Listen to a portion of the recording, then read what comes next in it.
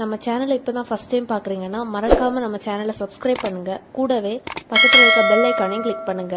வாங்க ஃப்ரெண்ட்ஸ், வீடியோக்குள்ள போகலாம். ஹாய் ஃப்ரெண்ட்ஸ், நம்ம இந்த வீடியோல பார்க்க போறது ஒரு சிம்பிள் ரெசிபி தான் பண்ண போறோம். ஈஸியா ஈவினிங் டக்குன்னு வீட்டுல இருக்க பொருளை வச்சு நம்ம ஒரு டீ ஸ்நாக்ஸ் பண்ணிடலாம். பலாப்பம் தான் பண்ண போறோம். இப்போ அதுக்கு தேவையான பொருள் என்னெல்லாம் பார்த்துடலாம். அதுக்கு மெஷரிங் கப்ல 1 கப்பு மைதா மாவு எடுத்துருக்கிறேன். நம்ம மைதா மாவு தான் இதுக்கு நல்ல கிறிஸ்பி அப்படி நல்ல ஹோட்டல் ஸ்டைல்லே வரும் நமக்கு. அப்ப அது கூடவே 1 டேபிள் ஸ்பூன் அளவு தோசை மாவு எடுத்துருக்கிறேன். இது நம்ம சோடா உப்பு எல்லாம் போட்டிருக்கோம், அதனால சோடா உப்பு எதுவுமே நம்ம இந்த இதுல சேர்க்கல. மாவு மட்டும்தான் 1 டேபிள் ஸ்பூன் சேர்த்து நம்ம இப்ப மிக்ஸ் பண்ண போறோம். 1 டேபிள் ஸ்பூன் தோசை மாவு சேர்த்துடலாம். இப்போ நம்ம ஸ்வீட் செய்யறதுனால 1 பிஞ்சு உப்பு அதில் சேர்க்கிறேன்.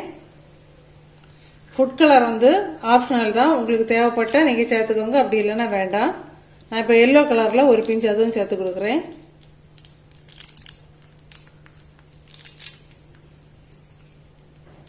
இப்ப தண்ணி சேர்த்துட்டு கொஞ்சம் கொஞ்சமா நம்ம மிக்ஸ் பண்ண போறோம். அதுக்கு முன்னாடி தேவையான சீனி சேர்த்துடலாம். சீனி 2 ஸ்பூன் தான் சேர்க்கிறேன். ஏன் அப்படின்னு சொன்னா நம்ம பழத்தோட டேஸ்ட பொறுத்தது. பழத்தோட இனிப்பு கொஞ்சம் கம்மியா இருக்கு அப்படின்னு சொன்னா நீங்க கூடுதலா சேர்த்துக்கோங்க. நான் இப்ப 2 ஸ்பூன் தான் சீனி சேர்த்துருக்கேன், போதும். இப்ப இது கூட கொஞ்சம் கொஞ்சமா தண்ணி சேர்த்து நம்ம விஸ்க் வச்சு கட்டி இல்லாம கரைச்சி எடுத்துடலாம்.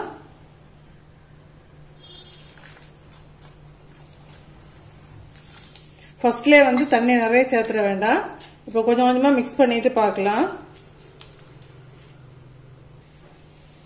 இப்ப பாருங்க, நம்ம மாவு கலக்கியாச்சு. ஃபர்ஸ்ட்லயே ரொம்ப தண்ணி சேர்த்துட வேண்டாம், கொஞ்சம் கொஞ்சமா ஊத்தி கலக்கிக்கோங்க. இங்க பாருங்க, இந்த பதம் இருக்கட்டும், இந்த பஜ்ஜி பதம் இருக்கணும்.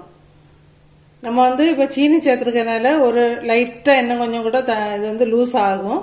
அதனால கொஞ்சம் தண்ணி கம்மி பண்ணி வச்சுட்டு ஒரு 10 நிமிஷம் கழிச்சு நமக்கு தேவைப்பட்டா கொஞ்சம் கூட தண்ணி சேர்த்துக்கலாம், இல்லைன்னா இந்த அளவு போதும், கரெக்டா தான் இருக்கும். சப்போஸ் நீங்க தோசை மாவு இல்லை அப்படின்னு சொன்னா நீங்க 1 அல்லது 2 டீஸ்பூன் அரிசி மாவு சேர்த்துக்கோங்க. அது கூட 1 பிஞ்சு பேக்கிங் சோடா சேர்த்துக்கோங்க. அப்போ என்ன உங்களுக்கு இதே அளவு நம்ம இப்போ தோசை மாவு சேர்க்கும் போது எந்த மாதிரி நல்ல கிறிஸ்பியா நல்ல உப்பெல்லாம் வருமோ அதே மாதிரி உங்களுக்கு கிடைக்கும். ஒரு 10 நிமிஷம் வெயிட் பண்ணலாம் ஃப்ரெண்ட்ஸ். இப்போ மாவு ஒரு 10 நிமிஷம் ரெஸ்ட்ல இருக்கட்டும். நம்ம அதுக்கு முன்னாடி பழம் எடுத்து கட் பண்ணி எடுத்துட்டு வந்துடலாம். பழம் இந்த மாதிரி கொஞ்சம் நல்ல பழுத்த பழம் எடுத்துக்கோங்க. உங்களுக்கு அப்பதான் அப்போ டேஸ்டா இருக்கும். ரொம்ப காயா இருந்தா ரொம்ப டேஸ்டா இருக்காது. மேல கொஞ்சம் இந்த மாதிரி கொஞ்சம் கருப்பு கலர் வந்த பிறகு எடுத்தோம் அப்படின்னு சொன்னா பழம் நல்லா பழுத்திருக்கும். இப்ப பழம் எல்லாம் நம்ம கட் பண்ணி ரெடி பண்ணி எடுத்துட்டு வந்துடலாம்.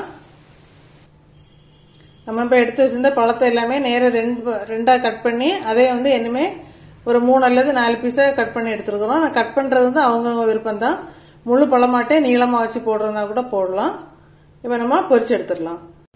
இப்ப எண்ணெய் சூடாயிட்டு நம்ம இப்போ பழத்தை நம்ம டிப் பண்ணிடலாம். பழம் ஃபர்ஸ்டே கட் பண்ணி வச்சிருந்தோம். இப்ப மாவுல நம்ம டிப் பண்ணி அதை சேர்த்துடலாம்.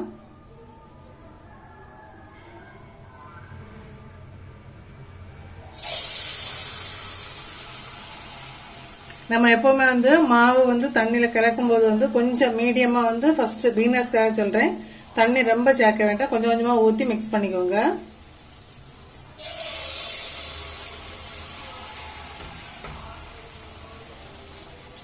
அதே போல ஃபர்ஸ்ட் நம்ம போடுறது எண்ணெயில இருந்து எழும்பி வந்த அப்புறம் அடுத்தது அதுக்கு மேலோடி போடுறாம போடுங்க. ஒரு நிமிஷம் நல்லா பொரிஞ்சு வரட்டும் அடுத்த சைடு, அதுக்கப்புறம் திருப்பி விடலாம்.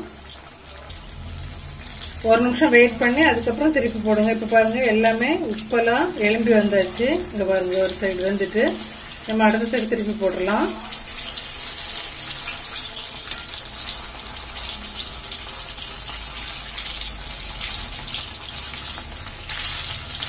இன்னொரு 1 நிமிஷம் வெயிட் பண்ணலாம். இப்ப பாருங்க, 2 சைடும் நல்லா கலர் வந்துச்சு. நல்ல கிறிஸ்பியா உப்பெல்லாம் நல்லா சூப்பரா ரெடியா இருக்கு பாருங்க. நம்ம இதே மாதிரி அவ்வளோத்தையும் பொரிச்சிட்டு பார்க்கலாம்.